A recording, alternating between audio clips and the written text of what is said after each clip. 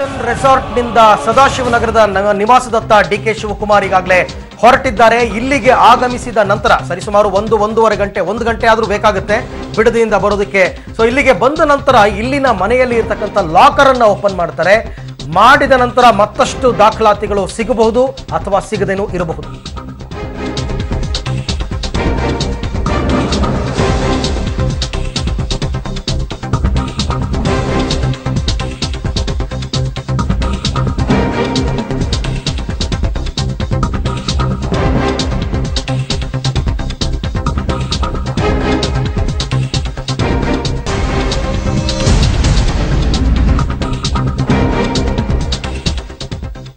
Okay, Eagleton resort ನಿಂದ DK Shivakumar ಏನೋ ಬರ್ತಾ ಇದ್ದಾರೆ. ಆದರೆ ನೀವೀಗ ನೋಡ್ತಾ ಇರ್ತಕ್ಕಂಥದ್ದು ಡಿಕೆ ಶಿವಕುಮಾರ್ ಅವರ ಸದಾಶಿವನಗರದ ನಿವಾಸವನ್ನ ನೋಡ್ತಾ ಇದ್ದೀರಾ. ಆ ಮೇಲ್ಭಾಗದಿಂದ ಚಿತ್ರೀಕರಣ ಮಾಡಿರ್ತಕ್ಕಂಥದ್ದು. ಒಳಗಡೆ CRPF ಯೋಧರ ಸೆಕ್ಯೂರಿಟಿಯನ್ನ ಇಟ್ಕೊಂಡೇ IT ಅಧಿಕಾರಿಗಳು ಈ ಒಂದು ದಾಳಿಯನ್ನ ಮಾಡಿರುವಂಥದ್ದು. ಅದಕ್ಕೋಸ್ಕರ ಅಲ್ಲಿ ಸೆಕ್ಯೂರಿಟಿ ಕೂಡ ಇದೆ. ಒಳಗಡೆಗೆ ಯಾವ ಮಾಧ್ಯಮದವರನ್ನು ಕೂಡ ಬಿಡಲ್ಲ. ಆಮೇಲೆ IT ಅಧಿಕಾರಿಗಳು ಕೂಡ ಮಾಧ್ಯಮದವರಿಗೆ ಯಾವ ಮಾಹಿತಿಯನ್ನು ಕೊಡಲ್ಲ. ಆದರೆ ಕೆಲವೊಂದು ಸೋರ್ಸಸ್ಗಳಿಂದ ಮಾಹಿತಿಗಳು ಲಭ್ಯವಾಗುವ ಪ್ರಕಾರ ಈಗಾಗಲೇ ಸಾಕಷ್ಟು ದಾಖಲಾತಿಗಳು ಡಿಕೆ ಶಿವಕುಮಾರ್ ಅವರ ಸದಾಶಿವನಗರ ನಿವಾಸದಿಂದ ಲಭ್ಯವಾಗಿದೆ. ಅದನ್ನೆಲ್ಲ ಅವರು IT ಅಧಿಕಾರಿಗಳು ವಶಪಡಿಸಿಕೊಂಡಿದ್ದಾರೆ. ಆದರೆ ಅವ್ರ ಕೈಲಿ ಲಾಕರ್ ಅನ್ನ ಓಪನ್ ಮಾಡೋದಕ್ಕೆ ಆಗ್ತಾ ಇಲ್ಲ. ಹಾಗಾಗಿ ಲಾಕರ್ ಅನ್ನ ಓಪನ್ ಮಾಡಿಸೋದಕ್ಕೆ ಡಿಕೆ ಶಿವಕುಮಾರ್ ಬೇಕೇ ಬೇಕು. ಹಾಗಾಗಿ ಈಗಲ್ಟನ್ ನಿವಾಸದಿಂದ ಅವ್ರನ್ನ ಕರೆತರಲಾಗ್ತದೆ. ಬಟ್ ಡಿಕೆ ಶಿವಕುಮಾರ್ ಅವರು ಪ್ರೈವೇಟ್ ಆಗಿ ಉಪಯೋಗಿಸುವಂತಹ ಒಂದು ಕಾರ್, ಫಾರ್ಚುನರ್ ಕಾರ್, ಅದು ಡಿಕೆ ಶಿವಕುಮಾರ್ ಅವರ ಸದಾಶಿವನಗರದ ನಿವಾಸದಲ್ಲೇ ಇದೆ. ಮತ್ತೊಂದು ಕಾರನ್ನ ಅಲ್ಲಿ ಈಗಲ್ಟನ್ ರೆಸಾರ್ಟ್ ನಲ್ಲಿ ಜಪ್ತಿ ಮಾಡಲಾಗಿದೆ. ಜೊತೆಗೆ ಸಾಕಷ್ಟು ಪ್ರಮಾಣದ ಹಣ ಕೂಡ ಈಗಲ್ಟನ್ ರೆಸಾರ್ಟ್ನಲ್ಲಿ ಡಿಕೆ ಶಿವಕುಮಾರ್ ಅವರ ರೂಮಿಂದ ಸಿಕ್ತು ಅನ್ನುವಂತಹ ಮಾಹಿತಿ ಕೂಡ ಲಭ್ಯವಾಗ್ತಾ ಇದೆ. ಗೊತ್ತಿಲ್ಲ ಇಲ್ಲಿಗೆ ಬಂದ ನಂತರ ಏನೇನು ಆಗಬಹುದು ಅಂತ ಅಂದ್ಬಿಟ್ಟು ಶಿವಕುಮಾರ್ ಅವರು ಲಾಕರ್ ತೆಗಿತಾರಾ, ತೆಗೆದ ನಂತರ ಏನಾದರೂ ಸಿಗುತ್ತಾ ಅಂತಕ್ಕಂಥದ್ದು ಸಾಕಷ್ಟು ಕುತೂಹಲ ಕೆರಳಿಸಿರ್ತಕ್ಕಂಥದ್ದು. ಒಟ್ಟಾರೆ ಈಗ ಈಗಲ್ಟನ್ ರೆಸಾರ್ಟ್ನಿಂದ ಸದಾಶಿವನಗರದತ್ತ ಡಿಕೆ ಶಿವಕುಮಾರ್ ಮತ್ತು IT ಅಧಿಕಾರಿಗಳು ಹೊರಟಿದ್ದಾರೆ.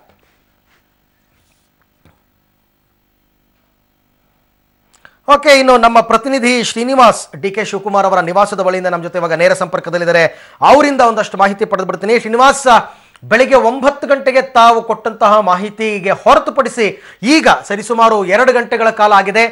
ಏನ್ ಡೆವಲಪ್ಮೆಂಟ್ಸ್ ನಡೀತು ಡಿಕೆ ಶಿವಕುಮಾರ್ ಅವರ ನಿವಾಸದಲ್ಲಿ? ಅರವಿಂದ್, ಏನು ಬೆಳಗ್ಗೆ 7 ಗಂಟೆಯಿಂದ IT ಅಧಿಕಾರಿಗಳು ಇಂಧನ ಸಚಿವ ಡಿಕೆ ಶಿವಕುಮಾರ್ ಮನೆ ಹಾಗೂ ಒಡೆತನದ ಆಸ್ತಿಪಾಸ್ತಿಗಳ ಮೇಲೆ IT ರೈಡ್ ಅನ್ನು ಮಾಡಿದ್ದಾರೆ. ಇನ್ನೂ ಕೂಡ IT ದಾಳಿ ಮುಂದುವರೆದಿದೆ.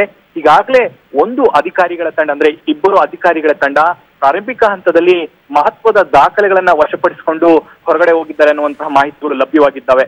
ಅಲ್ಲದೆ ಈಗಾಗಲೇ ಇನ್ನು ಮನೆಯಲ್ಲಿರುವಂತಹ ಲಾಕರ್ ಕೀಗಳನ್ನ ತೆಗೆಯುವಂತಹ ಸಲುವಾಗಿ ಡಿಕೆ ಶಿವಕುಮಾರ್ ಅವರ ಇರುವಂತದಲ್ಲಿ ಅವಶ್ಯಕವಾಗಿರ್ತದೆ. ಹಾಗಾಗಿ ಅವರೇನು ಡಿಕೆ ಶಿವಕುಮಾರ್ ಈಗಲ್ಟನ್ ರೆಸಾರ್ಟ್ ಇದ್ದಾರೆ, ಅಲ್ಲಿಂದ ಡಿಕೆ ಶಿವಕುಮಾರ್ ಅವರ ನಿವಾಸದತ್ತ ಕರ್ಕೊಂಡು ಬರ್ತಿದ್ದಾರೆ ಅನ್ನೊಂದು ಮಾಹಿತಿಗಳು ಲಭ್ಯವಾಗಿದ್ದಾವೆ.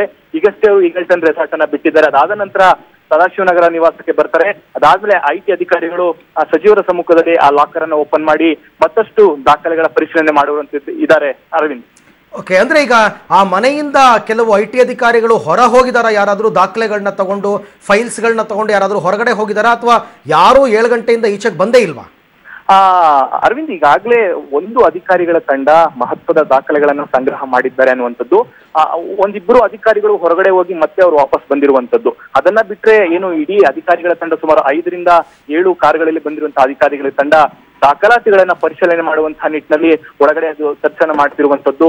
ಅರವಿಂದ್, ಓಕೆ, ಈಗ ಶ್ರೀನಿವಾಸ್, ಹಾಗಾದ್ರೆ ಡಿಕೆ ಶಿವಕುಮಾರ್ ಅವರು ಈ ನಿವಾಸದತ್ತ ಆಗಮಿಸ್ತಾ ಇದ್ದಾರೆ. ಇಲ್ಲಿ ಲಾಕರ್ ಅನ್ನ ಓಪನ್ ಮಾಡೋದಕ್ಕೆ ಅವರೇ ಬರಬೇಕು ಅಂತಕ್ಕಂಥ ಮಾಹಿತಿ, ಅದು ಇಲ್ಲಿಂದ ಸಿಕ್ಕಿರ್ತಕ್ಕಂಥ ಮಾಹಿತಿನ ಅಥವಾ ಅಲ್ಲಿ ರೆಸಾರ್ಟ್ ಇಂದ ಸಿಕ್ಕಿರ್ತಕ್ಕಂಥ ಮಾಹಿತಿನ? ಅರವಿಂದ್, ಇಲ್ಲಿ ಅಧಿಕಾರಿಗಳು ಏನು ದಾಖಲಾತಿಗಳನ್ನ ಪರಿಶೀಲನೆ ಮಾಡ್ತಿದ್ದಾರೆ, ಆ ಅಧಿಕಾರಿಗಳಿಗೆ ಈಗೇನು ಸಿಕ್ಕಂತಹ ದಾಖಲಾತಿಗಳನ್ನ ಈಗಾಗಲೇ ಪರಿಶೀಲನೆ ಮಾಡಿರುವಂತದ್ದು. ಇನ್ನು ಪ್ರಮುಖವಾದಂತಹ ದಾಖಲಾತಿಗಳು ಡಿಕೆ ಶಿವಕುಮಾರ್ ಅವರ ಮನೆಯಲ್ಲಿರುವಂತಹ ಲಾಕರ್ಗಳಲ್ಲಿ ಇದೆ ಅನ್ನುವಂತಹ ಮಾಹಿತಿಗಳು IT ಅಧಿಕಾರಿಗಳಿಗೆ ಗೊತ್ತಾಗಿದೆ. ಸೊ ಹಾಗಾಗಿ IT ಅಧಿಕಾರಿಗಳು ಆ ಲಾಕ್ ಅನ್ನ ಓಪನ್ ಮಾಡ್ಬೇಕಾದ್ರೆ ಡಿಕೆ ಶಿವಕುಮಾರ್ ಅವರು ಬರ್ಬೇಕು ಅನ್ನುವಂಥದ್ದು. ಸೊ ಈ ಒಂದು ಮಾಹಿತಿಯನ್ನ ರೆಸಾರ್ಟ್ ನಲ್ಲಿರುವಂತಹ ಡಿಕೆ ಶಿವಕುಮಾರ್ ಅವರಿಗೆ ರವಾನಿಸಿ ಅಲ್ಲಿಂದ ಅವರನ್ನ ಇಲ್ಲಿ ಕರ್ಕೊಂಡು ಬಂದಂದ್ರೆ ಸದಾಶಿವನಗರ ನಿವಾಸಕ್ಕೆ ಕರ್ಕೊಂಡು ಬಂದು ಲಾಕರ್ಗಳನ್ನ ಓಪನ್ ಮಾಡಿಸುವಂತಹ ಕೆಲಸದಲ್ಲಿ ತೊಡಗಿರುವಂತದ್ದು. ಹಾಗಾಗಿನೇ ಈಗ ಡಿಕೆ ಶಿವಕುಮಾರ್ ಅವರು ಹೊರಟಿದ್ದಾರೆ. ಇನ್ನೇನು ಒಂದು ಅರ್ಧ ಗಂಟೆಯಲ್ಲಿ ಇಲ್ಲಿಗೆ ಬರ್ತಾರೆ ಅನ್ನೋ ಒಂದು ಮಾಹಿತಿಗಳು ಲಭ್ಯವಾಗಿದ್ದಾವೆ. ಅದಾದ ನಂತರ ಡಿಕೆ ಶಿವಕುಮಾರ್ ಅವರು ಲಾಕರ್ ಓಪನ್ ಮಾಡಿದ್ಮೇಲೆ ಯಾವೆಲ್ಲ ದಾಖಲಾತಿಗಳಿದ್ದಾವೆ ಅನ್ನುವಂಥದ್ದನ್ನ ಸರ್ಚ್ ಮಾಡಲಿದ್ದಾರೆ. ಅರವಿಂದ್, DKಶಿ ಅವರ ಸಂಬಂಧಿಕರು ಅಥವಾ ಅವರ ಕುಟುಂಬಸ್ಥರು ಯಾರು ಇಲ್ವಾ ಶ್ರೀನಿವಾಸ ಮನೆಯಲ್ಲಿ? ಅರವಿಂದ್, ಈಗಾಗಲೇ ನಾವು ಹೇಳಿದ ಹಾಗೆ ಡಿ.ಕೆ. ಶಿವಕುಮಾರ್ ಅವರ ನಿವಾಸಕ್ಕೆ ಪೊಲೀಸ್ ಭದ್ರತೆ ಮತ್ತೆ CRPF ಯೋಧರ ಭದ್ರತೆಯನ್ನ ನೀಡಲಾಗಿದೆ. ಅಲ್ಲದೆ ಒಳಗಡೆಗೆ ಯಾರನ್ನೂ ಕೂಡ ಹೋಗ್ಲಿಕ್ಕೆ ಬಿಟ್ಟಿಲ್ಲ. ಅಂದ್ರೆ ಮನೆ ಒಳಗಡೆ ಬೆಳಗ್ಗೆ ರೇಡ್ ಆಗಿದ ತಕ್ಷಣ ಪ್ರಾರಂಭದಲ್ಲಿ ಎಷ್ಟು ಜನ ಇದ್ರು, ಯಾರೆಲ್ಲ ಇದ್ರು ಅವರನ್ನ ಹೊರತುಪಡಿಸಿ ಇನ್ಯಾರೂ ಕೂಡ ಒಳಗಡೆ ಇಲ್ಲ, ಮತ್ತೆ ಹೊರಗಡೆಯಿಂದನೂ ಕೂಡ ಒಳಗಡೆ ಹೋಗ್ಲಿಕ್ಕೆ ಬಿಡ್ತಿಲ್ಲ. ಸೊ ಒಟ್ಟಾರೆಯಾಗಿ ಏಕಕಾಲದಲ್ಲಿ ಏನು ಡಿ.ಕೆ. ಶಿವಕುಮಾರ್ ನಿವಾಸಗಳು, ಕಂಪನಿಗಳು, ಕಾಲೇಜುಗಳು, ಅವರಿಗೆ ಸಂಬಂಧಪಟ್ಟಂತಹ ಪ್ರಾಪರ್ಟಿ ಮೇಲೆ IT ಅಧಿಕಾರಿಗಳು ದಾಳಿ ಮಾಡಿರುವಂತದ್ದು. ಹಾಗಾಗಿ ಒಂದು ಪ್ಲಾನ್ ಆಗಿ ಒಂದು IT ದಾಳಿಯನ್ನ ಏಕಕಾಲಕ್ಕೆ ಮಾಡಿರೋದ್ರಿಂದ ಯಾರನ್ನೂ ಕೂಡ ಹೊರಗಡೆ ಹೋಗ್ಲಿಕ್ಕೆ ಬಿಡ್ಲಿಲ್ಲ. ಅಧಿಕಾರಿಗಳು ತೀವ್ರ ತಪಾಸಣೆಯನ್ನು ನಡೆಸ್ತಿರುವಂತದ್ದು. ಅರವಿಂದ್. ಓಕೆ ಶ್ರೀನಿವಾಸ್, ಮತ್ತೆ ನಾನು ನಿಮ್ಮನ್ನ ಸಂಪರ್ಕ ಮಾಡ್ತೀನಿ, ಮತ್ತಷ್ಟು ಮಾಹಿತಿ ಪಡಿತೀನಿ.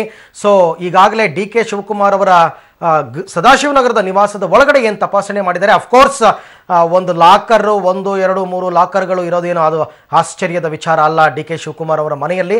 ಆದರೆ ಲಾಕರ್ನ ಓಪನ್ ಮಾಡಬೇಕಾದ್ರೆ ಕೂಡ ಅದಕ್ಕೆ ಬೇಕಾದಂತಹ ಕೀ ಇರ್ಬೋದು ಅಥವಾ ಸೀಕ್ರೆಟ್ ಪಾಸ್ವರ್ಡ್ ಇರ್ಬೋದು, ಅದು ಕೇವಲ ಕುಟುಂಬಸ್ಥರಿಗೆ ಅಷ್ಟೇ ಗೊತ್ತಿರುತ್ತೆ. ಬಹುತೇಕ ಅಲ್ಲಿರುವವರಿಗೆ ಅದನ್ನು ಓಪನ್ ಮಾಡೋದಕ್ಕೆ ಆಗಿಲ್ಲ. ಒಂದು ವೇಳೆ ಆಗಿದ್ದಿದ್ರೆ ಡಿ.ಕೆ. ಶಿವಕುಮಾರ್ ಬರೋ ತನಕ ಖಂಡಿತ IT ಅಧಿಕಾರಿಗಳು ಕಾಯ್ತಾ ಇರಲಿಲ್ಲ, ಓಪನ್ ಮಾಡಿಬಿಡ್ತಾ ಇದ್ರು. ಆದರೆ ಅವರಿಗೆ ಓಪನ್ ಮಾಡೋದಕ್ಕೆ ಆಗಿಲ್ಲ ಅಂತ ಅನ್ಸುತ್ತೆ. ಹಾಗಾಗಿ ಶಿವಕುಮಾರ್ ಅವರನ್ನ ಅಲ್ಲಿಂದ ಈಗ ಈ ನಿವಾಸದತ್ತ ಅಂದರೆ ಸದಾಶಿವನಗರದ ಮನೆಯತ್ತ ಕರ್ಕೊಂಡು ಬರ್ತಾ ಇದ್ದಾರೆ. ಇದಾದ ನಂತರ ಏನೆಲ್ಲ ದಾಖಲೆಗಳು ಸಿಗುತ್ತೆ ಅವರಿಗೆ ಅಂತಂದ್ಬಿಟ್ಟು. ಆಮೇಲೆ ಆರಂಭದ ದಾಳಿಯಲ್ಲಿ ಈತನಿಂದ ಯಾವುದೇ ಅಕ್ರಮವಾಗಿಲ್ಲ, ಈತ ಕಂಪ್ಲೀಟ್ ಆಗಿ ಟ್ಯಾಕ್ಸ್ ಕಟ್ಟಿದ್ದಾನೆ, ಇವ್ರದ್ದು ಏನೂ ತೊಂದರೆ ಇಲ್ಲ ಅಂದಾಗ ಈ ಥರ 39 ಕಡೆ ದಾಳಿ ಮಾಡಿ ಈಗಲ್ಟನ್ ರೆಸಾರ್ಟ್ನಿಂದ ಜೊತೆಲಿ ಕರ್ಕೊಂಡು ಬಂದು ಹೀಗೆಲ್ಲ ಮಾಡೋ ಅವಶ್ಯಕತೆ ಇರಲ್ಲ. ಸಾಮಾನ್ಯವಾಗಿ ಮೊದಲ 1-2 ದಾಳಿಗಳಲ್ಲೇ, ರೇಡ್ಗಳಲ್ಲೇ ಗೊತ್ತಾಗ್ಬಿಡುತ್ತೆ ಈತ ಏನು, ಈತನ ಬಂಡವಾಳ ಏನು ಅಂತ. ಆದರೆ ಇಷ್ಟೆಲ್ಲ ಮಾಡ್ತಾ ಇದ್ದಾರೆ ಅಂತಂದರೆ ಖಂಡಿತ IT ಅಧಿಕಾರಿಗಳಿಗೆ ಏನೋ ಮಹತ್ತರವಾದಂತಹ ದಾಖಲಾತಿಗಳು ಸಿಕ್ಕಿರಬೇಕು. ಇನ್ನು ಡಿ.ಕೆ. ಶಿವಕುಮಾರ್ ಅವರ ನಿವಾಸದಲ್ಲಿ ಇರ್ತಕ್ಕಂಥ ಲಾಕರ್ ಓಪನ್ ಮಾಡೋದಕ್ಕೆ ಹರಸಾಹಸ ಪಡ್ತಾ ಇದ್ದಾರಂತೆ.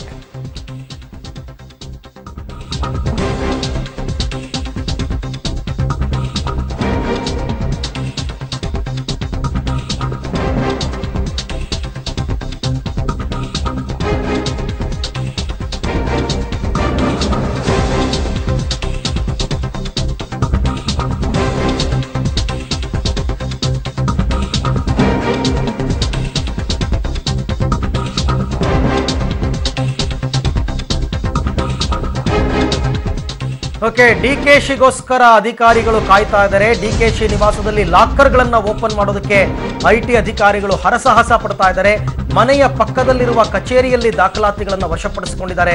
ಡಿ.ಕೆ.ಶಿಗೋಸ್ಕರ ಕಾಯ್ತಾ ಇದ್ದಾರೆ. ಸಾಮಾನ್ಯವಾಗಿ ಡಿ.ಕೆ. ಶಿವಕುಮಾರ್ ಅವರು ರಾಜ್ಯದ ಮಂತ್ರಿಗಳು, ಪವರ್ ಮಿನಿಸ್ಟರ್ ಹೀಗಿರೋದ್ರಿಂದ ಅಷ್ಟೇ ಅವರು ಕಾಯ್ತಾ ಇರೋದೇ ಹೊರತು ಸಾಧಾರಣ ವ್ಯಕ್ತಿಗಳಾಗಿದ್ರೆ ಲಾಕರ್ನ ಮುಲಾಜಿಲ್ಲದೆ ಹೊಡಿತಾರೆ, ಒಡೆದ್ಬಿಟ್ಟು ಡಾಕ್ಯುಮೆಂಟ್ಸ್ಗಳನ್ನೆಲ್ಲ ಎತ್ಕೋತಾರೆ. ಆದರೆ ಇಲ್ಲಿ ಸ್ವಲ್ಪ ಶಿಷ್ಟಾಚಾರವನ್ನು ಪಾಲನೆ ಮಾಡ್ತಾ ಇರೋದ್ರಿಂದ, ಜೊತೆಗೆ ಡಿ.ಕೆ. ಶಿವಕುಮಾರ್ ಬರ್ತಿರೋದ್ರಿಂದ ಆ ಕೆಲಸ ಮಾಡೋದು ಬೇಡ ಅಂತಂದ್ಬಿಟ್ಟು ಆದಾಯ ತೆರಿಗೆ ಇಲಾಖೆ ಅಧಿಕಾರಿಗಳು ಸಂಯಮದಿಂದ ಕಾಯ್ತಾ ಇದ್ದಾರೆ. ಆದರೆ ಅವ್ರು ಬರೋ ತನಕನೂ ಇವರೇನು ಸುಮ್ಮನೆ ಕೂತಿರೋದಿಲ್ಲ. ಪಕ್ಕದಲ್ಲಿ ಅವ್ರದ್ದು ಆಫೀಸ್ ಇದೆ, ಆಫೀಸಿಂದ ಡಾಕ್ಯುಮೆಂಟ್ಸ್ಗಳನ್ನೆಲ್ಲ ಈಗ ಸೀಸ್ ಮಾಡಿದ್ದಾರೆ. ಮನೆ ಒಳಗಡೆ ಎಲ್ಲೆಲ್ಲಿ ಇವರಿಗೆ ಸಿಗಬಹುದು ಅಲ್ಲೆಲ್ಲ ಕಡೆ ಇವರು ಡಾಕ್ಯುಮೆಂಟ್ಸ್ಗಳನ್ನ ಸೀಸ್ ಮಾಡ್ಕೊಂಡಿದ್ದಾರೆ, ಹುಡುಕ್ತಾ ಇದ್ದಾರೆ. ಕೇವಲ ಇನ್ನು ಲಾಕರ್ಗಳ ಓಪನ್ ಆಗಬೇಕು, ಅದೇನೋ ನಂಗೆ ಗೊತ್ತಿಲ್ಲ ಎಷ್ಟು ಲಾಕರ್ಗಳು ಇದೆಯೋ ಅಥವಾ ಒಂದೇ ಲಾಕರ್ ಇದೆಯೋ ಅದು ಕೂಡ ಗೊತ್ತಿಲ್ಲ. ಅದನ್ನು ಓಪನ್ ಮಾಡಿದ ನಂತರವಷ್ಟೇ ಅಲ್ಲಿನ ಮಾಹಿತಿಗಳು ಏನು ಅಂತಕ್ಕಂಥದ್ದು ಗೊತ್ತಾಗಬೇಕಾಗುತ್ತೆ. ಡಿ.ಕೆ. ಶಿವಕುಮಾರ್ ಅವರ ಆದಾಯದ ಮೂಲವನ್ನು ಪತ್ತೆ ಹಚ್ಚುವ ಕೆಲಸವನ್ನ ಈಗ ಮಾಡ್ತಾ ಇದ್ದಾರೆ ಅಂತ ನಿಮಗೆಲ್ಲ ನೆನಪಿರಬಹುದು. ಆದಾಯ ತೆರಿಗೆಯ ಮುಂದೆ ತಮ್ಮ ಆಸ್ತಿ ಘೋಷಣೆ ಮಾಡಿಕೊಂಡಂತಹ ಸಂದರ್ಭದಲ್ಲಿ ಡಿ.ಕೆ. ಶಿವಕುಮಾರ್ ಅವರು ನಮ್ಮ ಇಡೀ ದೇಶದ 2ನೇ ಅತಿ ಶ್ರೀಮಂತ ಮಂತ್ರಿ ಅಂತಕ್ಕಂಥದ್ದು ಗೊತ್ತಿತ್ತು. ಇಡೀ ದೇಶದಲ್ಲಿ ಇರುವ ಎಲ್ಲ ಮಂತ್ರಿಗಳಲ್ಲಿ ಅತ್ಯಂತ ಶ್ರೀಮಂತ ಮಂತ್ರಿಗಳಲ್ಲಿ 2ನೇ ಸ್ಥಾನದಲ್ಲಿ ಡಿ.ಕೆ. ಶಿವಕುಮಾರ್ ಅವರಿದ್ದರು. ಅದಕ್ಕೆ ಸಂಬಂಧಪಟ್ಟಂತಹ ದಾಖಲೆಗಳನ್ನ ಈಗ ಕಲೆ ಹಾಕ್ತಾ ಇದ್ದಾರೆ. ಅಂದರೆ ಅಷ್ಟು ಶ್ರೀಮಂತಿಕೆ ಇರುವವರು ಈಗ ಅದಕ್ಕೆ ಪೂರಕವಾದಂತಹ ಸಾಕಷ್ಟು ತೆರಿಗೆಯನ್ನು ಕಟ್ತಾ ಇದ್ದಾರಾ ಇಲ್ವಾ, ಇದೆಲ್ಲವನ್ನು ಕೂಡ ಪರಿಶೀಲನೆ ಮಾಡುತ್ತೆ. ಬೇನಾಮಿ ಹೆಸರಲ್ಲಿ ಆಸ್ತಿ ಪಾಸ್ತಿ ಏನಾದ್ರು ಮಾಡಿದಾರಾ, ಹೆಂಡತಿ ಹೆಸರಲ್ಲಿ, ಮಕ್ಕಳ ಹೆಸರಲ್ಲಿ, ತಮ್ಮನ ಹೆಸರಲ್ಲಿ, ಈ ಥರ ಬೇನಾಮಿ ಹೆಸರುಗಳಲ್ಲಿ ಏನಾದರೂ ಮಾಡಿದಾರಾ, ಅದನ್ನು ಹೇಗೆ ಇವರು ಖರೀದಿ ಮಾಡಿದ್ರು, ಇವರ ಆದಾಯದ ಮೂಲ ಏನು, ಇವರ ಬಿಸ್ನೆಸ್ಗಳು ಯಾವ್ಯಾವುದು, ಇವರ ಶಿಕ್ಷಣ ಸಂಸ್ಥೆಗಳು ಯಾವ್ಯಾವುದು, ಇವರ ಬಿಸ್ನೆಸ್ನಲ್ಲಿ ಎಷ್ಟು ಆದಾಯ ಬರುತ್ತೆ, ಶಿಕ್ಷಣ ಸಂಸ್ಥೆಗಳಿಂದ ಎಷ್ಟು ಆದಾಯ ಬರುತ್ತೆ, ಎಲ್ಲವನ್ನೂ ತಾಳೆ ಹಾಕ್ತಾರೆ. ಇಷ್ಟು ಆದಾಯ ಬರುವ ವ್ಯಕ್ತಿ ಎಷ್ಟು ಆಸ್ತಿಯನ್ನು ಸಂಪಾದಿಸಬಲ್ಲ ಅನ್ನೋದು ಅವ್ರಿಗೆ ಲೆಕ್ಕಾಚಾರಗಳು ಗೊತ್ತಿರುತ್ತೆ. ಅದಕ್ಕಿಂತ ಜಾಸ್ತಿ ಇದೆ ಅಂದಾಗ ಆತ ತೆರಿಗೆ ಕಟ್ಟಿದಾನ ಇಲ್ವಾ ಅಂತ ನೋಡ್ತಾರೆ. ತೆರಿಗೆ ಕಟ್ಟಿಲ್ಲ ಅಂತಂದಾಗ ಮುಲಾಜಿಲ್ದೇ ಎಲ್ಲವನ್ನ ಕೂಡ ಜಪ್ತಿ ಮಾಡಬಹುದು. ಅದಕ್ಕೆ ಪೂರಕವಾಗಿ ಇವತ್ತು ಈಗಲ್ಟನ್ ರೆಸಾರ್ಟ್ನಲ್ಲಿ ಡಿ ಕೆ ಶಿವಕುಮಾರ್ ಅವರ ಒಂದು ಕಾರನ್ನು ಜಪ್ತಿ ಮಾಡಿದ್ದಾರೆ ಎನ್ನುವಂತಹ ಮಾಹಿತಿ ಲಭ್ಯವಾಗಿದೆ. ಇನ್ನೇನು ಕೆಲವೇ ಹೊತ್ತಿನಲ್ಲಿ ಐ ಥಿಂಕ್ 15ರಿಂದ 20 ನಿಮಿಷಗಳ ಒಳಗೆ ಡಿ ಕೆ ಶಿವಕುಮಾರ್ ಅವರ ಕಾರು ಸದಾಶಿವನಗರ ಮನೆಯ ಮುಂದೆ ಬಂದು ನಿಂತ್ಕೊಳ್ಳುತ್ತೆ. ಅವರನ್ನು ಕೂಡ ಒಳಗೆ ಕರ್ಕೊಂಡು ಹೋಗ್ತಾರೆ. ಅದಾದ ನಂತರ ಒಳಗಡೆ ಏನಾಗುತ್ತೆ, ಏನು ಸಿಕ್ತು ಅಂತಕ್ಕಂಥದ್ದನ್ನು ಅಲ್ಲಿನ ಅಧಿಕಾರಿಗಳೇ ಮಾಹಿತಿ ಕೊಡಬೇಕು. ಸಾಮಾನ್ಯವಾಗಿ ಅದನ್ನು ಅವರು ಗೌಪ್ಯವಾಗಿ ಇಡ್ತಾರೆ. ಇದರ ಜೊತೆಗೆ ಈಗ ಬರ್ತಾ ಇರತಕ್ಕಂಥ ಮತ್ತೊಂದು ಮಾಹಿತಿ ಅಂತಂದರೆ, ಸದಾಶಿವನಗರದ ನಿವಾಸಕ್ಕೆ ಎರಡನೇ ತಂಡ ಅಂದರೆ ಎರಡನೇ IT ಅಧಿಕಾರಿಗಳ ತಂಡ ಕೂಡ ದಾಳಿ ಮಾಡಿದೆ. ಅಲ್ಲಿ ಇರೋರ ಕೈಲಿ ಸಾಕಾಗ್ತಾ ಇಲ್ವಾ, ಅಲ್ಲಿ ಮ್ಯಾನ್ ಪವರ್ ಸಾಕಾಗ್ತಾ ಇಲ್ವಾ ಅಂತ ಅನ್ಸುತ್ತೆ. ಹಾಗಾಗಿ ಎರಡನೇ ತಂಡವನ್ನು ಕರೆಸ್ಕೊಂಡಿದ್ದಾರೆ. ಪಕ್ಕದ ಮನೆಯ ಪಕ್ಕದಲ್ಲಿ ಇರ್ತಕ್ಕಂಥ ಕಚೇರಿನಲ್ಲೂ ಕೂಡ ಅವರು ಸರ್ಚ್ ಮಾಡಬೇಕಾಗುತ್ತೆ. ಎಲ್ಲವನ್ನ ಮಾಡಿದ ನಂತರ ಐ ಥಿಂಕ್ ಬ್ರೀಫ್ ಮಾಡ್ಬೋದು. ಆದರೆ ಇವತ್ತು ಒಟ್ಟು 39 ಕಡೆಗಳಲ್ಲಿ IT ಅಧಿಕಾರಿಗಳು ದಾಳಿಯನ್ನು ಮಾಡಿದ್ದಾರೆ. ಎಲ್ಲವೂ ಕೂಡ ಪ್ರತ್ಯಕ್ಷವಾಗಿ ಅಥವಾ ಪರೋಕ್ಷವಾಗಿ ಡಿ ಕೆ ಶಿವಕುಮಾರ್ ಅವರಿಗೆ ಸಂಬಂಧಪಟ್ಟವರೇ ಆಗಿರ್ತಾರೆ. ಯಾಕೆಂತಂದರೆ ಡಿ ಕೆ ಶಿವಕುಮಾರ್ ಅವರ ಮನೆ ಮೇಲೆ ರೈಡ್ ಆಯಿತು, ಡಿ ಕೆ ಸುರೇಶ್ ಅವರ ತಮ್ಮ ಅವರ ಮನೆ ಮೇಲೆ ರೆಡಿ ಆಯಿತು, ಆಮೇಲೆ MLC ವಿಧಾನ ಪರಿಷತ್ನ ಸದಸ್ಯರಾದಂತಹ ರವಿ ಅವರ ಮನೆ ಮೇಲೆ ರೇಡ್ ಆಯಿತು. ರವಿ ಅವರು ಕೂಡ DKಶಿ ಅವರ ಸಂಬಂಧಿಕರು ಅಂತ ಗೊತ್ತಾಗಿದೆ. ಇದಾದ ನಂತರ ಇನ್ನು ದ್ವಾರಕಾನಾಥ್ ಅಂತ ಡಿ ಕೆ ಶಿವಕುಮಾರ್ ಅವರು ತುಂಬ ನಂಬುವಂತಹ ಜ್ಯೋತಿಷಿ, ಅವರ ಮನೆ ಇರತಕ್ಕಂಥದ್ದು ಬೆಂಗಳೂರಿನ RT ನಗರದಲ್ಲಿ. ಅಲ್ಲೂ ಕೂಡ ರೇಡ್ ಆಗಿದೆ. 39 ಕಡೆ ಈ ರೀತಿ ರೇಡ್ಗಳಾಗಿದೆ. ಎಲ್ಲವನ್ನ ಅವರು ಮಾಹಿತಿಯನ್ನು ಕಲೆ ಹಾಕ್ತಾ ಇದ್ದಾರೆ. ಓಕೆ, ಈ ಬಗ್ಗೆ ಮತ್ತಷ್ಟು ಮಾಹಿತಿಯನ್ನು ಪಡೆಯೋಣ. ನಮ್ಮ ಪ್ರತಿನಿಧಿ ಮುರಳೀಧರ್ ಅವರಿಂದ ಮತ್ತಷ್ಟು ಮಾಹಿತಿ ಸಿಗುತ್ತೆ. ಮುರಳೀಧರ್, ಏನ್ ಅಪ್ಡೇಟ್ಸ್ಗಳು ಏನು ಸಿಕ್ಕಿದೆ ಈಗ ಈ ರೇಡ್ಗೆ ಸಂಬಂಧಪಟ್ಟಂತೆ?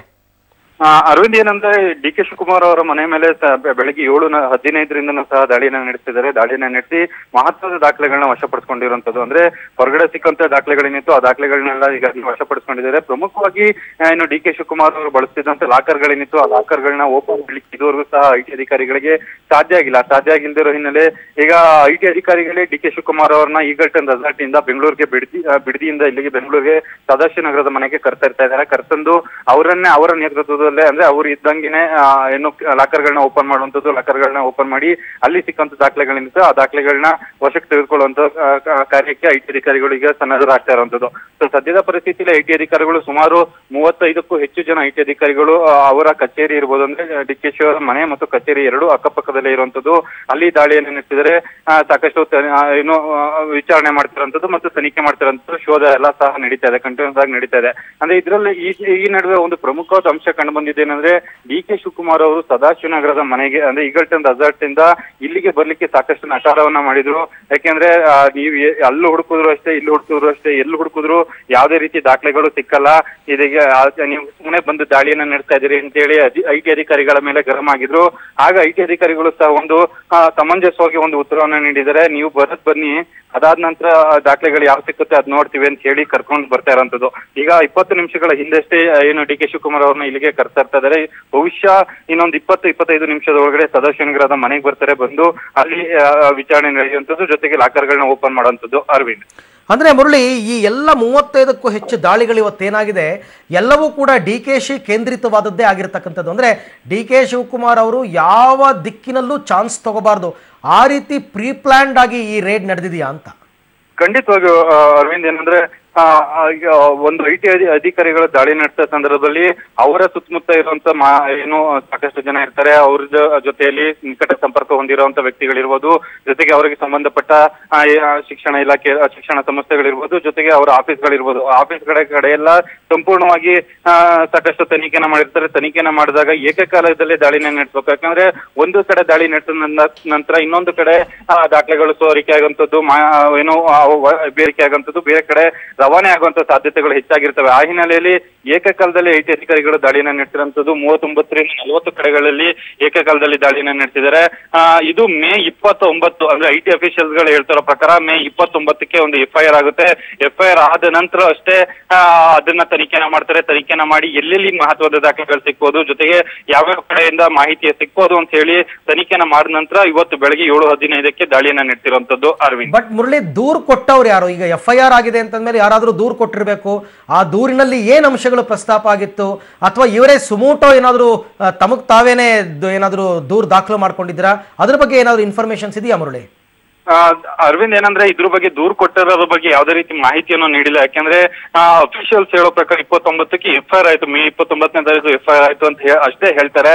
ಅದು ಸುಮೋಟೋ ಹಾಕೊಂಡಿದಾರ ಇಲ್ಲ ಬೇರೊಬ್ರು ದೂರನ್ನ ಕೊಟ್ಟಿದಾರ ಅನ್ನೋದ್ರ ಬಗ್ಗೆ ಯಾವುದೇ ರೀತಿ ಮಾಹಿತಿಯನ್ನು ನೀಡ್ತಿಲ್ಲ. ಯಾಕಂದ್ರೆ ಸುಮೋಟೋ ಹಾಕೊಂಡಿರೋ ಸಂದರ್ಭದಲ್ಲೂ ಸಹ ಅವ್ರಿಗೆ ಒಂದಷ್ಟು ಮಾಹಿತಿಗಳು ಹೊರಗಡೆಯಿಂದಾನೇ ಬಂದಿರ್ಬೇಕಾಗುತ್ತೆ. ಯಾಕಂದ್ರೆ ಕೆಲವೊಂದು ದಾಖಲೆಗಳು ಬಂದಿರುವಂತದ್ದು, ಜೊತೆಗೆ ಅವರ ವ್ಯವಹಾರಗಳ ಬಗ್ಗೆ ಮಾಹಿತಿ ಇರುವಂತದ್ದು, ಇದೆಲ್ಲ ಸಹ ಏನು IT ಅಧಿಕಾರಿಗಳಿಗೆ ಗೊತ್ತಾಗಿರ್ಬೇಕಾಗಿರುತ್ತೆ. ಆ ಹಿನ್ನೆಲೆಯಲ್ಲಿ ದಾಳಿಯನ್ನ ನಡೆಸಿರುವಂತದ್ದು. ಅಂದ್ರೆ ಒಂದು ತಿಂಗಳು ಗ್ಯಾಪ್, ಅಂದ್ರೆ ಈಗ ಮೇ 29ರಿಂದ ಇಲ್ಲಿಯ ತನಕ ಸರಿಸುಮಾರು 2 ತಿಂಗಳು ಆಗಿರುವಂತದ್ದು.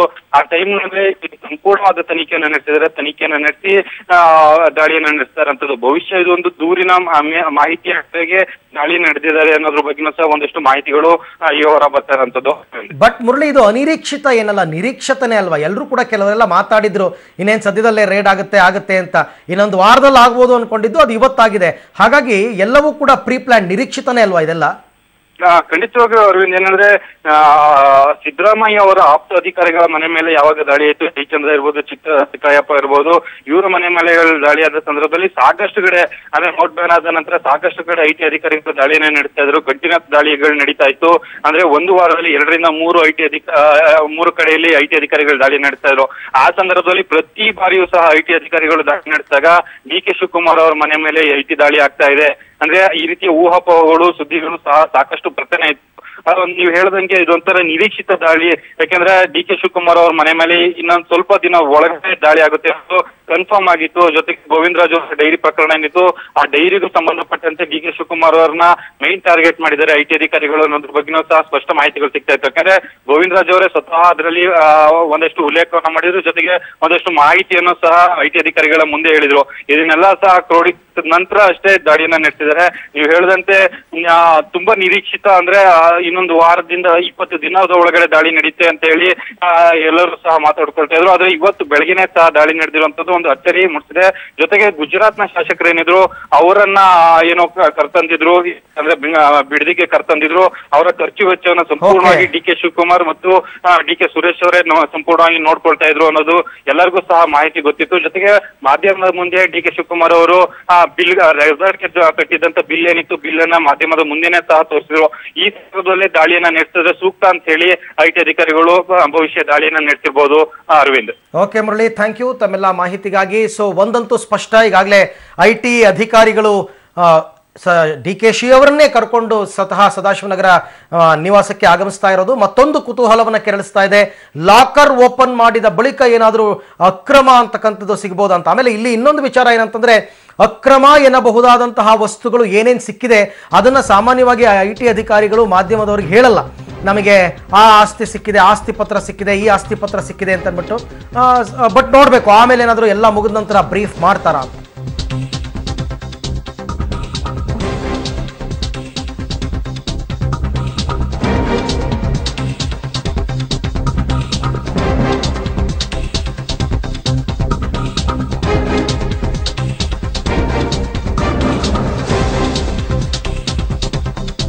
ರಾಜ್ಯಸಭಾ ಕಲಾಪವನ್ನ ಮುಂದೂಡಲಾಗಿದೆ. ಯಾಕೆಂದ್ರೆ ಪ್ರಮುಖವಾಗಿ ಕಾಂಗ್ರೆಸ್ನ ಸದಸ್ಯರೆಲ್ಲರೂ ಕೂಡ ಇದಕ್ಕೆ ಸಮಂಜಸವಾದ ಉತ್ತರವನ್ನ ಬಿಜೆಪಿ ಕೊಡ್ತಾ ಇಲ್ಲ ಅಂತ ಸದನದ ಬಾವಿಗಿಳಿದು ಪ್ರತಿಭಟನೆಯನ್ನ ಮಾಡಿದ್ರು. ಆದರೂ ಕೂಡ ಅಲ್ಲಿನ ಸಭಾಧ್ಯಕ್ಷರು ಸಾಕಷ್ಟು ಮನವಿ ಮಾಡಿದ್ರು, ಕೇಳಲಿಲ್ಲ. ಗಲಾಟೆ ಜಾಸ್ತಿ ಆಗ್ತಾ ಹೋಯಿತು. ಹಾಗಾಗಿ 10 ನಿಮಿಷಗಳ ಕಾಲ ರಾಜ್ಯಸಭಾ ಕಲಾಪವನ್ನು ಮುಂದೂಡಲಾಗಿದೆ. ಇವತ್ತಿನ ಈ ಒಂದು ಪ್ರತಿಭಟನೆಗೆ ಮುಖ್ಯ ಕಾರಣ ಕರ್ನಾಟಕ ರಾಜ್ಯದಲ್ಲಿ ನಡೆದಿರುವಂತಹ IT raid. Target DK Shivakumar ಅವರನ್ನ ಟಾರ್ಗೆಟ್ ಮಾಡಿಕೊಂಡು ಅವರಿಗೆ ಸಂಬಂಧಪಟ್ಟಂತಹ 39 ಬೇರೆ ಬೇರೆ ಭಾಗಗಳಲ್ಲಿ ಏನು ರೇಡ್ ಆಗಿದೆ, ಈ ರೇಡ್ಗೆ ಸಂಬಂಧಪಟ್ಟಂತೆ DK ಶಿವಕುಮಾರ್ ಹಾಗೂ ಅವರ ಸಹೋದರ ಇಬ್ಬರು ಕೂಡ ಚುನಾಯಿತ ಪ್ರತಿನಿಧಿಗಳು, ಅವರನ್ನ ಟಾರ್ಗೆಟ್ ಮಾಡಿಕೊಂಡು ದಾಳಿಯನ್ನ ಮಾಡಲಾಗ್ತಾ ಇದೆ. ಆದರೆ ಗುಜರಾತ್ನಲ್ಲಿ ಕೋಟಿ ಹಣದ ವ್ಯವಹಾರ ಮಾಡ್ತಾ ಇರತಕ್ಕಂಥ ಬಿಜೆಪಿ ಶಾಸಕರ ಮನೆಯಲ್ಲಿ ಯಾಕೆ ರೇಡ್ ನಡೆದಿಲ್ಲ ಅಂತಂದ್ಬಿಟ್ಟು ಕಾಂಗ್ರೆಸ್ನ ಗುಲಾಂ ನಬಿ ಆಜಾದ್ ಅವರು ಈಗಾಗಲೇ ಪ್ರಶ್ನೆಯನ್ನ ಮಾಡ್ತಾ ಇದ್ರು. ಆದರೆ ಅದಕ್ಕೆ ಉತ್ತರವನ್ನ ಕೊಡೋ ರೀತಿಯಲ್ಲಿ ಸಮರ್ಪಕವಾಗಿಲ್ಲ ಅಂತ ಸದನದ ಬಾವಿಗೆ ಇಳಿದು ಪ್ರತಿಭಟನೆಯನ್ನ ಮಾಡಿದ್ದಕ್ಕಾಗಿ ಈಗ ರಾಜ್ಯಸಭಾ ಕಲಾಪವನ್ನ 10 ನಿಮಿಷಗಳ ಕಾಲ ಮುಂದೂಡಲಾಗಿದೆ. ಓಕೆ, ಈ ಬಗ್ಗೆ ಎಲ್ಲ ಮಾಹಿತಿಯನ್ನು ಪಡೆಯೋಣ. ಈಗ ನಮ್ಮ ಪ್ರತಿನಿಧಿ ಶ್ರೀನಿವಾಸ್ ಅವರ ಬಳಿ ಹೋಗೋಣ. ಇಲ್ಲಿ ಏನ್ ನಡೀತಾ ಇದೆ ತಿಳ್ಕೊಳ್ಳೋಣ ಸದಾಶಿವನಗರದ ನಿವಾಸದಲ್ಲಿ. ಎಸ್ ಶ್ರೀನಿವಾಸ್, ಏನ್ ಡೆವಲಪ್ಮೆಂಟ್ಸ್ ಆಗಿದೆ ರೀಸೆಂಟ್ ಆಗಿ? ಅರವಿಂದ್, ಸತತ 4 ಗಂಟೆಗಳಿಂದನೂ ಕೂಡ ಡಿ ಕೆ ಶಿವಕುಮಾರ್ ಅವರ ಮೇಲೆ, ಮನೆಯ ಮೇಲೆ ಐಟಿ ದಾಳಿ ನಡೆಸಿರುವಂತದ್ದು. ಈಗ ಇರುವಂತಹ ಅಪ್ಡೇಟ್ ಇಷ್ಟೇ. ಏನು ಗೋಲ್ಡನ್ ಇದು ರೆಸಾರ್ಟ್ ಇಂದ ಡಿ ಕೆ ಶಿವಕುಮಾರ್ ಹೊರಟಿದ್ದಾರೆ. ಅಲ್ಲಿಂದ ಇನ್ನು ಕೆಲವೇ ಒಂದು 10-15 ನಿಮಿಷಗಳಲ್ಲಿ ಡಿ ಕೆ ಶಿವಕುಮಾರ್ ಅವರು ನಿವಾಸದ ಕಡೆ ಬರ್ತಾರೆ. ಅದಾದ ನಂತರ ಏನು ಲಾಕರ್ ಗಳನ್ನ ಓಪನ್ ಮಾಡ್ಲಿಕ್ಕೆ ಕಾಯ್ತಿದ್ದಾರೆ ಅಧಿಕಾರಿಗಳು. ಅವರ ಸಮ್ಮುಖದಲ್ಲಿ ಲಾಕರ್ ಗಳನ್ನ ಓಪನ್ ಮಾಡಿ ಮಹತ್ವದ ದಾಖಲೆಗಳದ್ದು ಇದಾವೆ ಅಂತ ಏನು ಹೇಳಲಾಗ್ತಿದೆ. ಆ ಒಂದು ಲಾಕರ್ ಗಳ ಪರಿಶೀಲನೆ ನಡೆಯುತ್ತೆ. ಈಗ at present D K Shivakumar ಅವರ ನಿವಾಸದ ಮುಂದೆ ಪೊಲೀಸರ ಭದ್ರತೆನ ಮಾಡ್ಕೊಳ್ಳಲಾಗಿದೆ. ಅಲ್ಲದೆ ರಾಜ್ಯದ ಪೊಲೀಸರನ್ನ ಡಿ ಕೆ ಶಿವಕುಮಾರ್ ಅವರ ನಿವಾಸದ ಒಳಗಡೆ ಬಿಡ್ತಿಲ್ಲ. ಸಂಪೂರ್ಣವಾಗಿ CRPF ಯೋಧರ ಭದ್ರತೆಯಲ್ಲಿ ಐಟಿ ಅಧಿಕಾರಿಗಳು ದಾಖಲಾತಿಗಳ ಪರಿಶೀಲನೆಯನ್ನ ಮುಂದುವರಿಸಿರುವಂತದ್ದು. ಅರವಿಂದ್. ಓಕೆ ಶ್ರೀನಿವಾಸ್, ಮತ್ತೆ ನಾನು ನಿಮ್ಮನ್ನ ಸಂಪರ್ಕ ಮಾಡ್ತೀನಿ. ಥ್ಯಾಂಕ್ಸ್ ಈಗಿನ ಅಪ್ಡೇಟ್ಸ್ಗೆ.